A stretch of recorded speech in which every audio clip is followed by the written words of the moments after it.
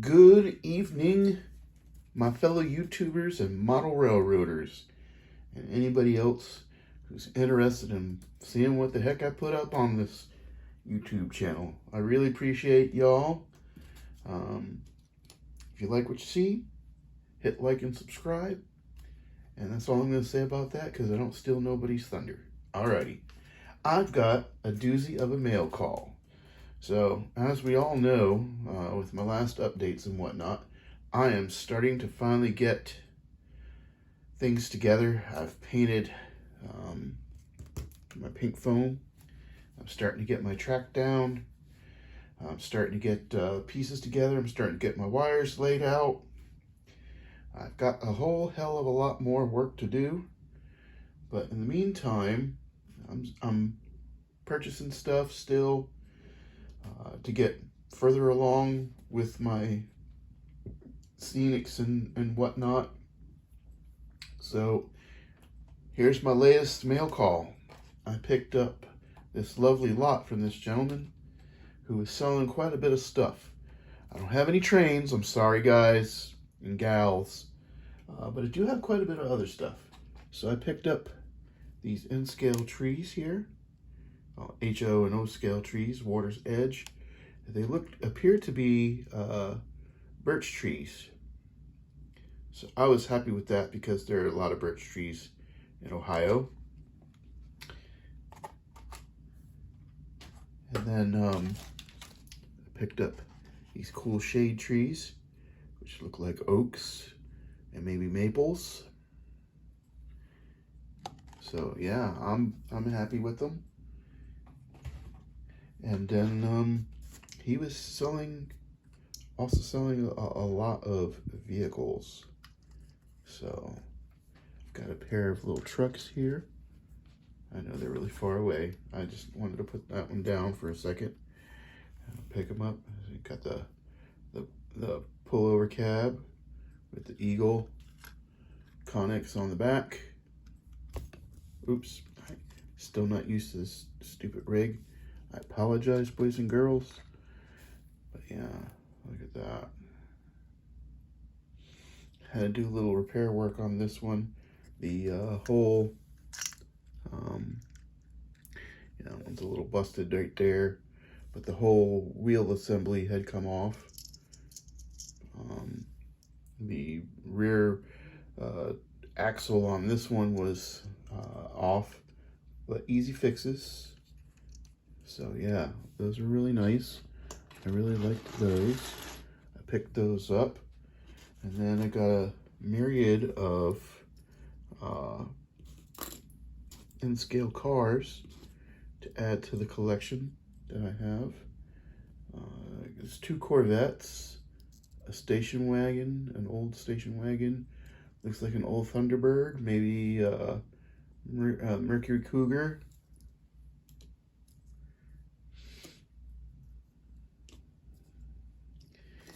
And then some other colors for the Mercury and the station wagon. And then these look like some kind of Pontiac with the nose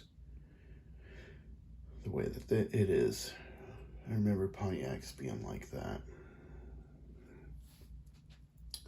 And then some crossing gates that you can position up or down. I've got a total of 5 of these.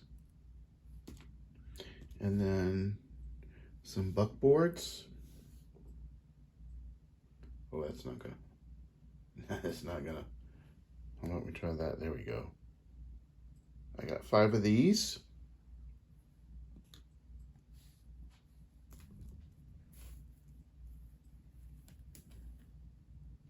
Three of these.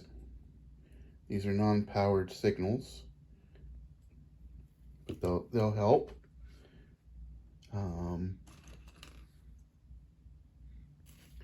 Various telephone poles in various ways, with boxes, without boxes, with transformers, without transformers. Oh yeah.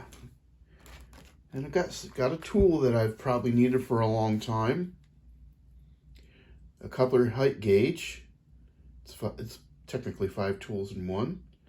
But yeah, I got that. That's pretty cool. I don't know how much I'll need this.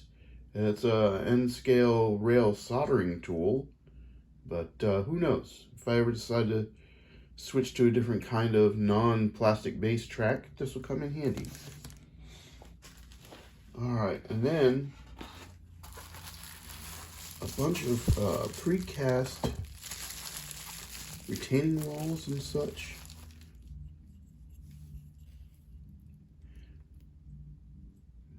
Never been used, need to be painted. There's like 6 of these panels. They're all nice and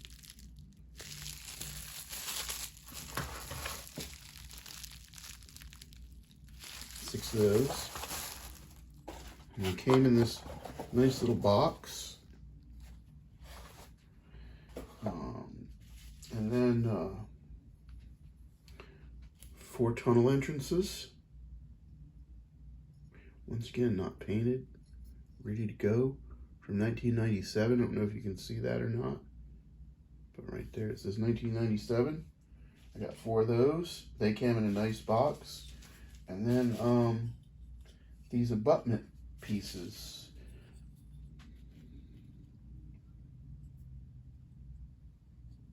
I really like these too. I don't know where I'll be able to use these, but I'll figure something out maybe. Or not. I was really interested in the trees and the vehicles and the buckboards and whatnot. And then I've got this lovely double train tunnel entrance. I was afraid it wouldn't fit over the Kato track, but it fits on the over the Kato track fine. I was quite amazed. It's awesome. I like that. I mean, once again, 1997. I love picking up vintage old stuff. You never know. Make sure I'm showing you everything. I think this one's for that one. And that's everything. Kind of finalized where I wanted the silos. I'm going to take you off of the stand here so I can show you without moving the whole darn everything. I'm just going to swing over here. But yeah, it looks pretty good right here. I don't know whether I'm going to have the silos in the front or in the back of the building because they're not attached. So yeah, I could take and put this on the other side if I wanted. But yeah, it looks good. It looks good where it's at. With the Pillsbury hoppers on it. I'm gonna add another little small piece of track at the end of this one spur. And maybe put, oh, I forgot. I also got 4 stoppers. Painted nice yellow. And I was watching DJ's trains, and he had a staging yard, and in the staging yard it showed that when you usually have those stops at the end of the track, about 5 to 6 feet or so, they paint yellow lines, and that's really where the train is not supposed to go past. So I think I'm going to be painting some track with some yellow lines on it. But yeah, like I said, things are coming together, and they're coming together a lot faster than I thought they would, and it's really kind of scary. Really the only last thing that I have left to do is paint this piece of foam that I haven't painted yet. Glue the hills in the corner over there together, and then paint them, carve them up some more. And then I really need to get busy and putting the track down on my bridge piece, but I've ordered some parts for that. I've ordered some more Kato powered unijoiners for that, and I've ordered more of the expanding pieces so that I can take care of the 3-4 that I have right here, and then the couple that I'm gonna need on the bridge, or at least one I'm gonna need on the bridge, and then I think I got one other spot that I need one at, and that'll be it. Other than that, like I said, things are going together pretty quick, and I'm really and thoroughly enjoying it. I would like to share a little bit of personal news. I had a little bit of surgery done on my arm. I have to have it done approximately every 3 to 4 months, because if I don't, then my graft doesn't work, and if my graft doesn't work, then I can't do dialysis. If I can't do dialysis, then yeah, I'm not gonna live. But this particular time, it was a little scary because sometimes they have to go a little further than my arm and my shoulder. They get down into my heart, and it's a little scary. This is on Tuesdays when they did it. Was the second time they had to go into my heart, and the first time they went into my heart, it was really extra scary because I could feel it. Started having pains in my chest, and it started hurting, and got difficult to breathe, so they had to stop. Now keep in mind, I do all these surgeries with no anesthesia.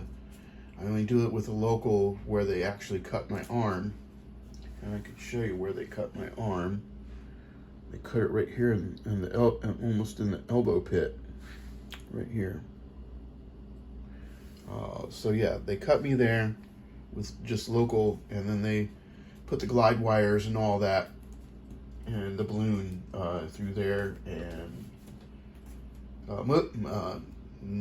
I'd say 99%, probably 99.99% of everybody else that gets this procedure done is actually put out.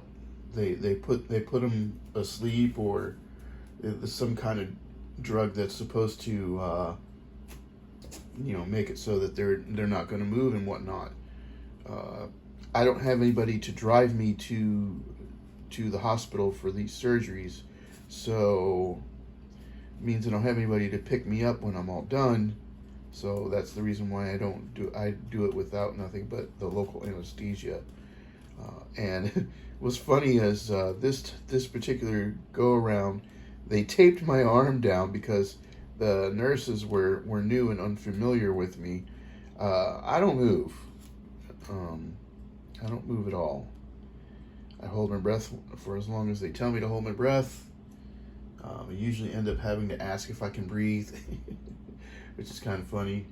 But yeah. So if you could just keep me in your prayers, it would be greatly appreciated. Once again, I thank all of y'all who watch. I thank all of you who comment. And I'm going to end it here. God bless.